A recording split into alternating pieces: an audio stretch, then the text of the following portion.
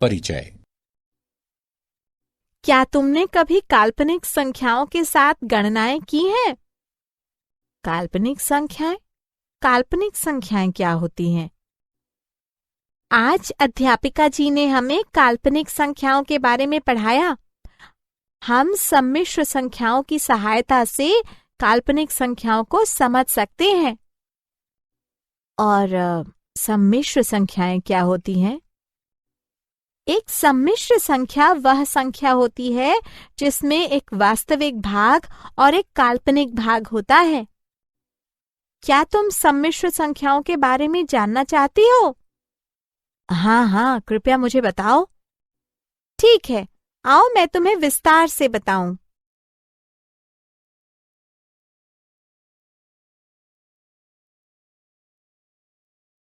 उद्देश्य।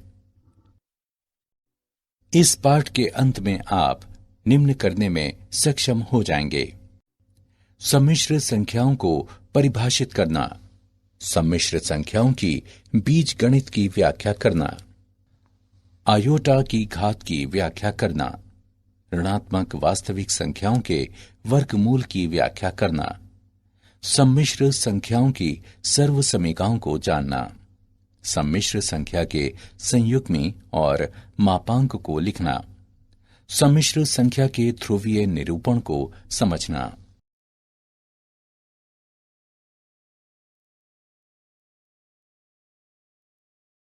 सम्मिश्र संख्याएं।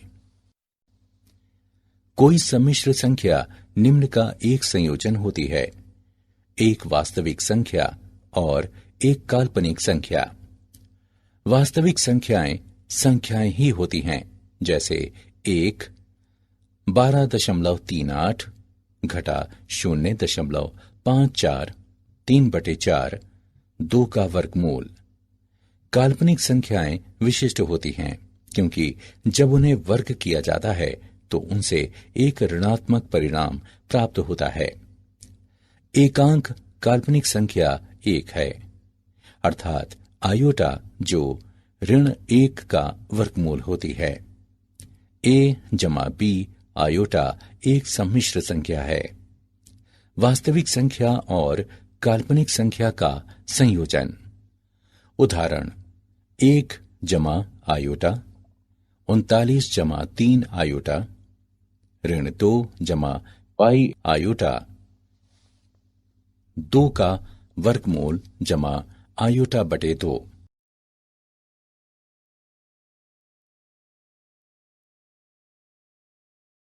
सम्मिश्र संख्याओं की बीजगणित यानी जोड़।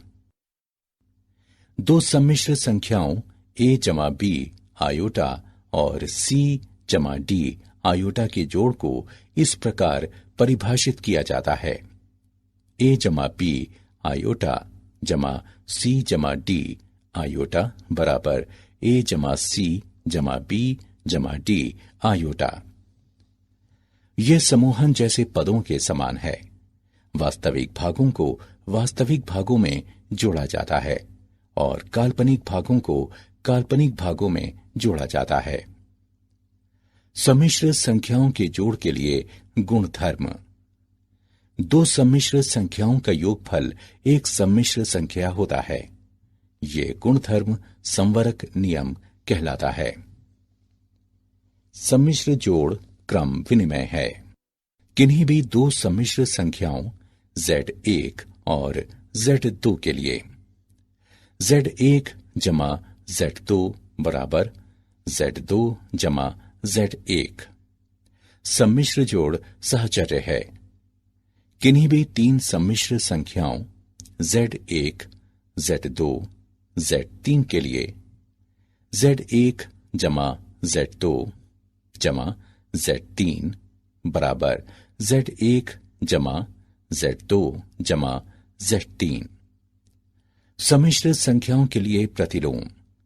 सम्मिश्र संख्याओं के समुच्चय के प्रत्येक तत्व Z बराबर X जमा आयोटा Y का एक प्रतिलोम तत्व घटा Z बराबर घटा X घटा आयोटा Y होता है।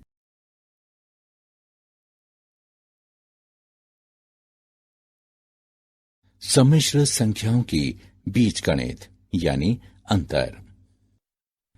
दो सम्मिश्र संख्याओं Z1 और Z2 का अंतर है Z1 घटा Z2 बराबर Z1 जमा Z2। उदाहरण के लिए 4 जमा 2 आयोटा घटा 7 घटा आयोटा बराबर 4 जमा 2 आयोटा जमा घटा 7 जमा आयोटा बराबर घटा 3 जमा 3 आयोटा। इसी प्रकार 6 घटा आयोटा घटा 4 जमा 2 आयोटा बराबर 6 घटा आयोटा जमा घटा 4 घटा 2 आयोटा बराबर 2 घटा 3 आयोटा।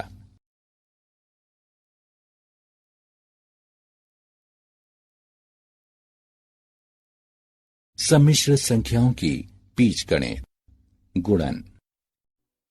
दो सम्मिश्र संख्याओं Z1 और Z2 का गुणन है AC घटा BD जमा AD जमा BC आयोटा।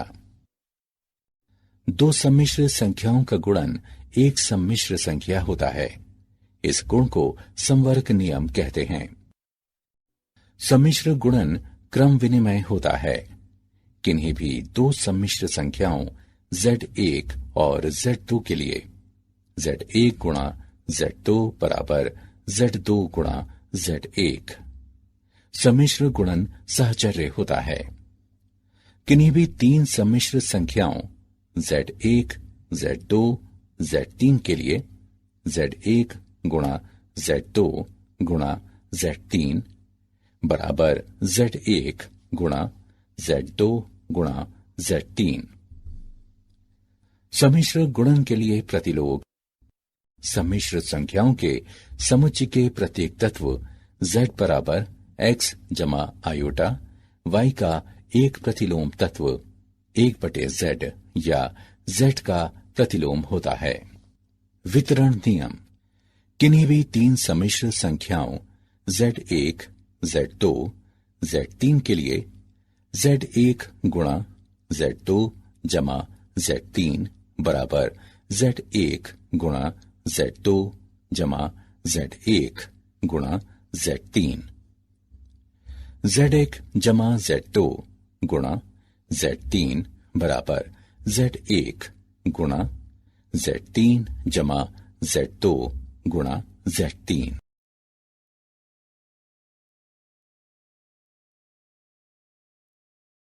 सम्मिश्र संख्याओं की बीजगणित। दो सम्मिश्र संख्याओं Z1 और Z2 के भाग को Z1/Z2 के रूप में परिभाषित किया जाता है, जहां Z2 शून्य के बराबर नहीं है। Z1/Z2 बराबर Z1 गुणा 1/Z2। मान लें कि हम सम्मिश्र संख्या 4 जमा 7 आयोटा बटे 1 घटा 3 आयोटा को भाग करना चाहते हैं, तो 4 जमा 7 आयोटा बटे 1 घटा 3 आयोटा।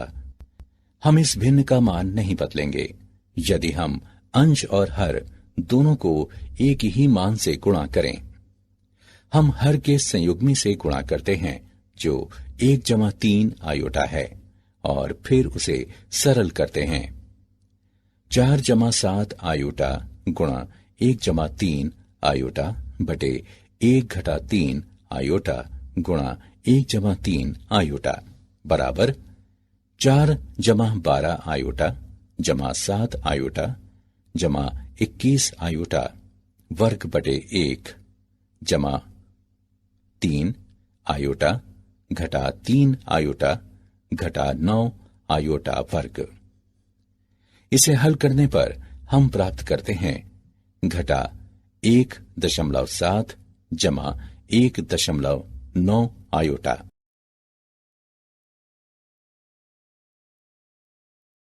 आई की घात। अब आइए आयोटा की घातों के बारे में सीखें। आई की घात 0 बराबर 1। आई की घात 1 बराबर आई की घात 2 बराबर घटा 1। आयोटा की घात 3 को आयोटा वर्ग गुणा आयोटा भी लिखा जा सकता है। हम जानते हैं कि आयोटा वर्ग घटा 1 होता है। हमें प्राप्त होता है घटा आयोटा। इसी प्रकार आयोटा की घात 4 बराबर आयोटा वर्ग का वर्ग बराबर घटा 1 वर्ग बराबर 1।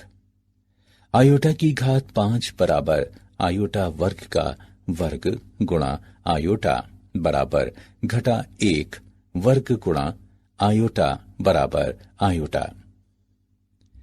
तालिका को देखें। हम देख सकते हैं कि आयोटा की घात 4m बराबर 1। आयोटा की घात 4m जमा 1 बराबर आयोटा।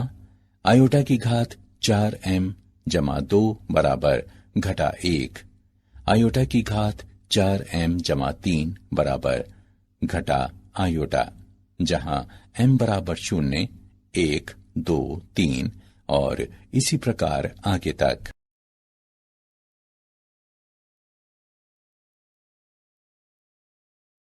एक ऋणात्मक वास्तविक संख्या के वर्गमूल।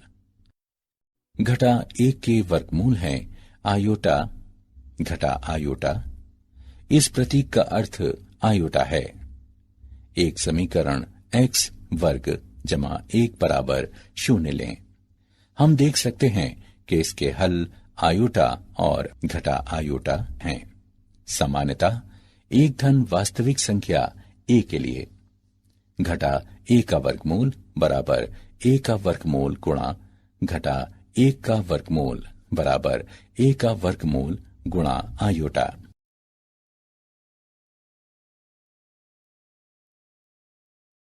सम्मिश्र संख्याओं से संबंधित सर्वसमीकाएं।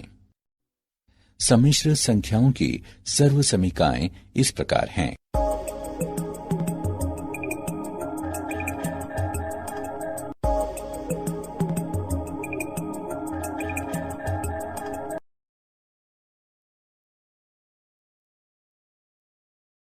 एक सम्मिश्र संख्या का मापांक और संयुग्मी। कोई सम्मिश्र संख्या z बराबर x जमा y आयोटा के रूप की एक संख्या होती है। इसका संयुग्मी z बार जिस रूप की एक संख्या होती है वो है z बार बराबर x घटा y आयोटा। एक सम्मिश्र संख्या का मापांक।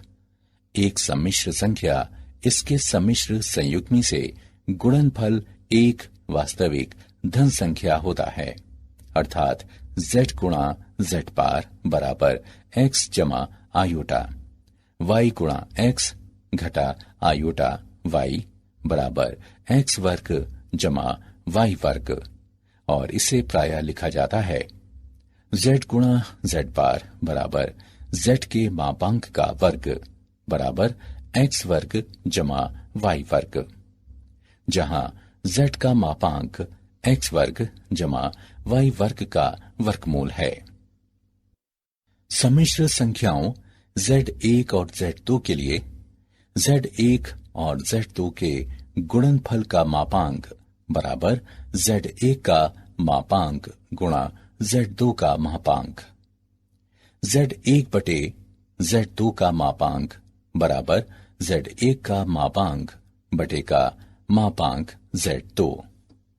दिया है कि z2 का मापांक 0 के बराबर नहीं है। z1 और z2 के गुणनफल का सम्मिश्र संयुग्मी बराबर z1 का सम्मिश्र संयुग्मी गुणा z2 का सम्मिश्र संयुग्मी। z1 जमा घटा z2 का सम्मिश्र संयुग्मी बराबर z1 का सम्मिश्र संयुग्मी जमा घटा z2 का सम्मिश्र संयुग्मी। z1 बटे z2 का सम्मिश्र संयुग्मी बराबर z1 का सम्मिश्र संयुग्मी बटे z2 का सम्मिश्र संयुग्मी। दिया है z2 जो कि 0 के बराबर नहीं है।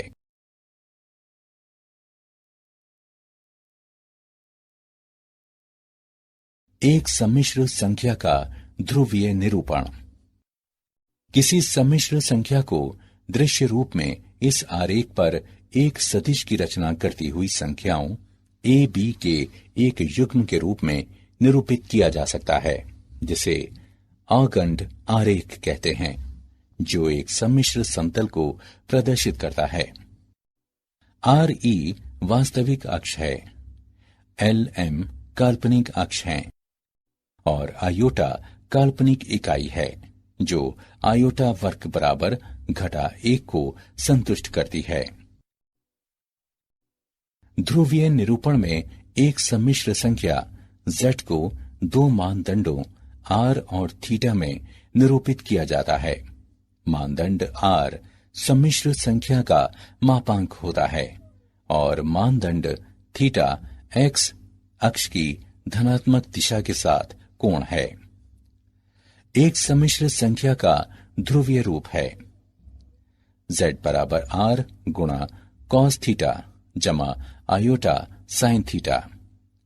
सम्मिश्र संख्याओं की गुणा व भाग करने में ये निरूपण बहुत उपयोगी है।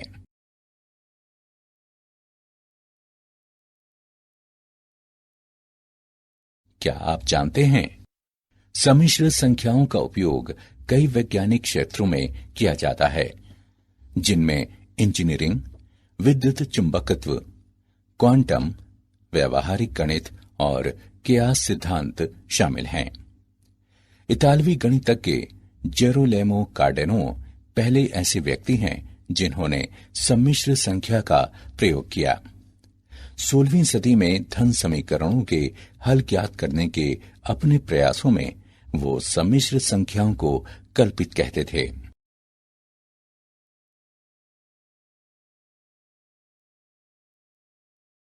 सारांश। आइए हमने जो कुछ सीखा है उसे संक्षेप में दोहराएं।